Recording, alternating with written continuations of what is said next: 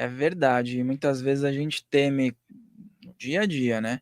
Coisas que, por exemplo, alguém pode fazer de mal pra gente, né? A intuição chegando já.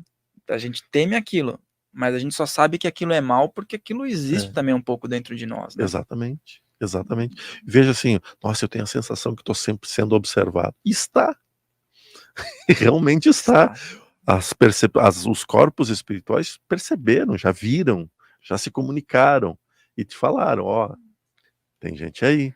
E É, não quer dizer que é ruim ou nada, mas a pessoa simplesmente tem medo porque sente que tem alguma coisa. E realmente tem. Então, as pessoas que mais têm medo de espírito são os que mais têm contato com o espírito. com o espírito. E principalmente no começo da trajetória, né? Quando eu era bem novo, eu tinha isso. Eu não podia, eu estava num lugar, eu percebia que tinha alguém ali, às vezes falando alguma coisa, a clara audiência, né? A clara audiência também é a voz mental, né? Aquilo que a gente Uhum, capta, né? exatamente. Então vinha muito aquilo e eu precisava sair do lugar. Minha mãe falava: Nossa, esse menino não consegue ficar sozinho em lugar nenhum. Daí foi levar em psicólogo. Minha mãe é espiritualista, mas ela foi levar no psicólogo por ela ser também. Mas era bom, por um lado, mas o espiritual ali não era trabalhado. Então, essas manifestações de achar que tem alguém ali não era piração como na cabeça de outras pessoas, né? É. Até hoje, né? Acontece, mas agora eu sei. Falar, tá, agora eu já sei, né? No seu caso também deve ter sido parecido. Você já sabe, tem o tempo todo alguém. Quando é da luz, a gente fica tranquilo, né? Tá sendo amparado. E quando não é da luz, a gente procura parar, né? Quando tá incomodando demais, eu mando sair lá de casa. Ó, É, sai, sai, sai, sai. Sai aqui dentro. Hoje não. Né? Porta da rua é serventia da casa. Né? às vezes dá vontade, né? De, É, de falar, pô, dá um pouco de é, paz aí pra mim, que eu já não tô afim de dialogar com ninguém, né? né? Não, e às vezes tu tá quieto lá e começa barulho na geladeira, barulho na cozinha, tu fica, hoje não, cara. Mas ainda às vezes dá medo. Às vezes dá, né? Porque às vezes, principalmente quando eu acho que dá um certo desconforto, principalmente quando você está no estado de vigília, quando Uhum. você está para dormir e acontece algo que você É, acopla de novo é, meio atordoado, aí é, dá aquelas é. reações físicas, né? O meu conhecimento com a esquerda é muito recente. Muito, muito recente mesmo. Esse ano, né, para mostrar quão recente é. Uhum. Esse ano. E eu lembro que a primeira vez que uma irmã me recomendou, não, então faz isso, isso, isso, isso. Ela fez lá eu não sei como se chama, Uma mas era firmeza lá, uma tronqueira. uma firmeza, na sacada, né, na Uhum. varanda que era para Exu. E aí fui lá, fiz tudo que tinha que fazer, né, despachei, deixei ele num lugar, como pediu tudo. E aí eu voltei para casa e eu comecei a ficar inquieto. Comecei a ficar inquieto. Nossa, que energia é essa? Uma energia forte pra caramba, que gerava estranheza. Né? Gerava estranheza. Aí eu mandei mensagem, né? Disse, fulano, seguinte, ó, tô sentindo isso, isso, isso. Ela disse, Jordelê, tu chamou Exu, né? Ele tá aí, a energia é forte. Se tu não tá querendo lidar com ela, não chama. E eu disse, É, tá. a guerra estava acontecendo ali também, É, né? é. Então aí que tem aquela parte seguinte, nem tudo que gera estranheza em nós é ruim. O que gera estranheza é o não conhecimento daquilo que está perto de nós. Porque se tu olha a imagem de um Exu, não é muito bonita assim de se ver. Por exemplo, aquelas imagens bonitas de TikTok, de Instagram, assim, nossa, tu fica vendo, né? Exu, um cara bonitão, Uhum. forte, né? Pombagira, linda, Sem sensual, camisa e tal, né? cheio de música. Não é essa a realidade ali do outro lado, não é. Então tu vê ao vivo, tu pode ter um pouquinho de receio, de medo. Mas aí entra uma coisa que Jesus, né? Eu sempre vou falar só dele. A verdade virá e vos libertará. Então, quando a gente começa a buscar conhecimento, o conhecimento, o estudo aprofundado daquilo, a gente começa a ver, opa, isso é só preconceito mesmo. Então, nesse ano, por exemplo, só de eventos físicos, já teve mais de 1000 cirurgias de pessoas frente a frente.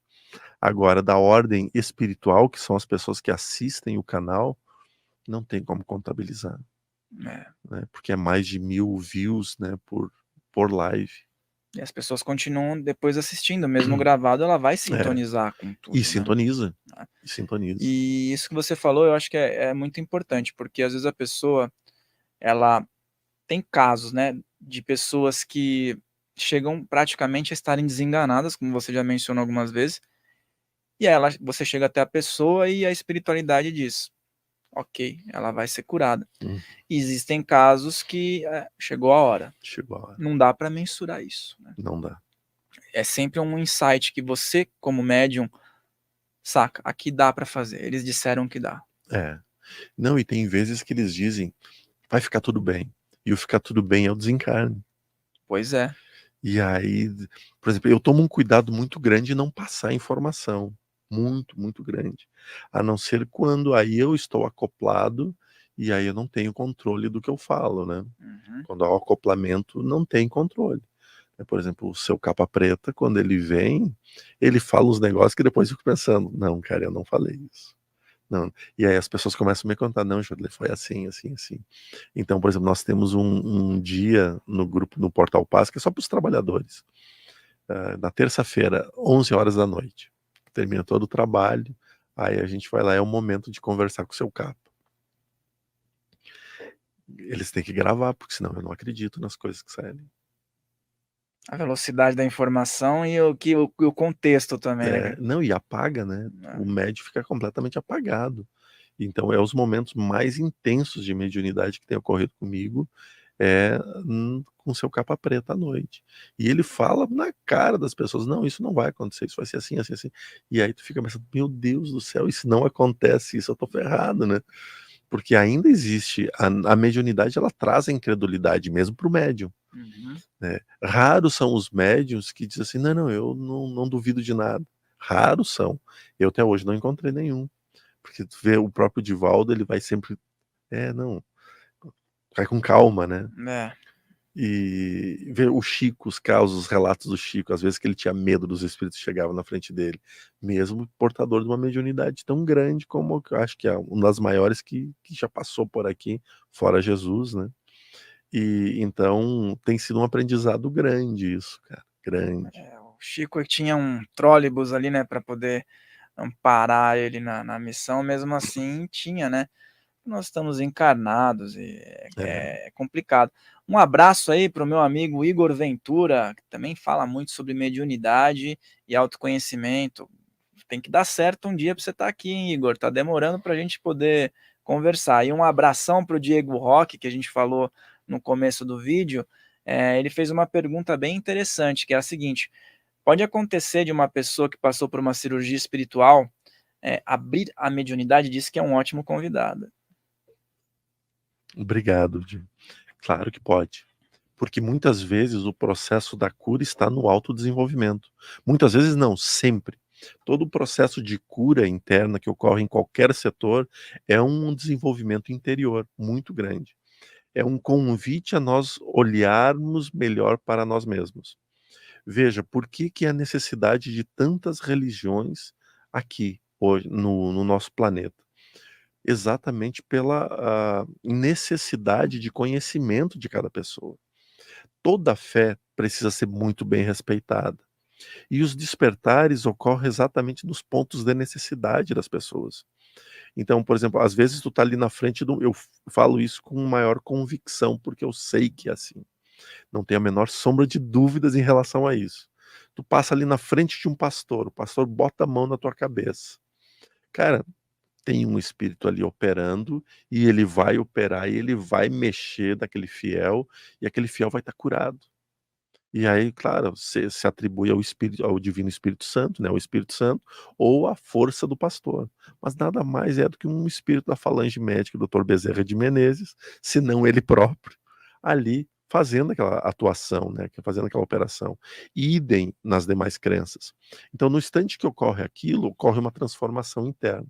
Essa transformação interna abre parâmetros muito grandes de percepção, de fé, de autoconhecimento. Nesse momento, a mediunidade pode sim aflorar, mas precisamos compreender que mediunidade não é vidência e psicofonia. Isso são só duas vertentes pequeniníssimas da mediunidade.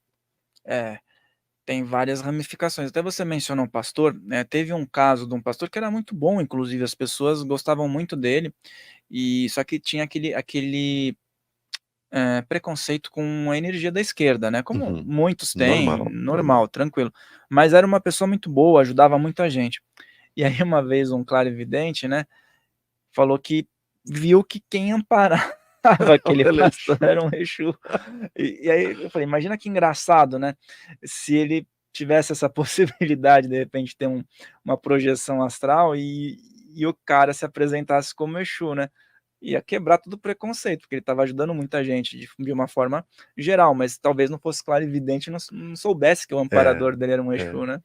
E aí essa é a parte bonita da espiritualidade, né, independente de ser um Exu, vamos usar esse exemplo porque era um Exu, mas Uhum. independente do espírito que for, poderia ser um caboclo, pode ser um boiadeiro, É, né, que geraria um espanto muito grande, podia ser um marinheiro que parece que está sempre bêbado, mas é nada mais que é. a maré, né, e ou poderia ser um mentor, no instante que o espírito está ali, ele não faz questão nenhuma de ser reconhecido.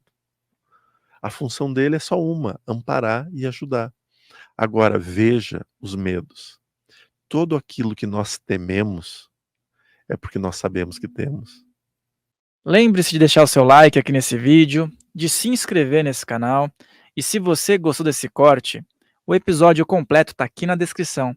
Ah, e também se inscreve lá no nosso canal oficial, Filhos do Todo, para você acompanhar as outras entrevistas.